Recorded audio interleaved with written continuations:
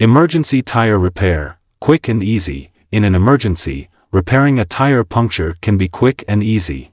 First, locate the puncture by looking for any embedded object. Once found, carefully remove it using pliers. Next, take your tire repair kit and use the reamer tool to clean and widen the hole. Thread a repair strip through the plug tool, then push it into the hole and pull the tool out, leaving the strip inside. Trim off any excess repair strip and inflate the tire to the recommended pressure. And just like that, you're ready to hit the road again. Safe travels.